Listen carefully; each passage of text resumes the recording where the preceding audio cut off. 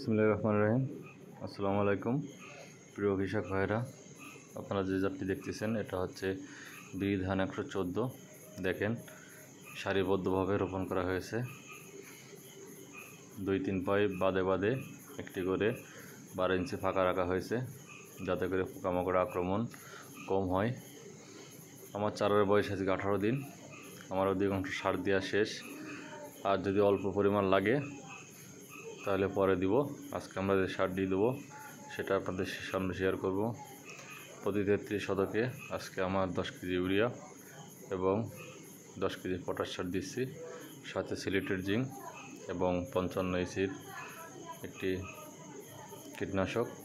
অনেক সময় জমিতে অনেক ঘুঘরো বা অন্যান্য পোকামাকড় আক্রমণ করে, মাটিতে বিভিন্ন ধরনের জীবাণু থাকে, যার কারণে এটা দিচ্ছি। এটা হচ্ছে করবেল কোম্পানির থিউপিট। এই থিউপিটটা দিলে আপনাদের পাশকাঠির সংখ্যা বেশি হবে। আপনারা অন্যান্য কোম্পানি দিতে পারবেন। আমি হাতের কাছে করবেলের পেয়েছি, এটাই দিচ্ছি।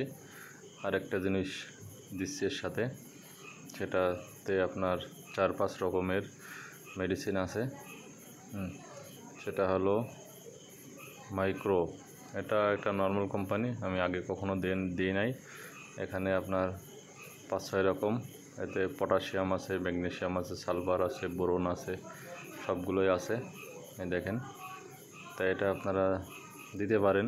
আর অন্যান্য যদি ভালো কোম্পানির থাকে সেটাও দিতে পারেন।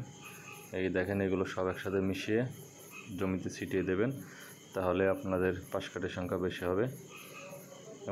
ধন্যবাদ, সবাই ভালো থাকবেন। এমন সুন্দর সুন্দর ভিডিও পেতে আমার চ্যানেলটি সাবস্ক্রাইব করবেন এবং পাশে থাকা বেল আইকনটি বাজিয়ে দেবেন। ধন্যবাদ। আসসালামু আলাইকুম।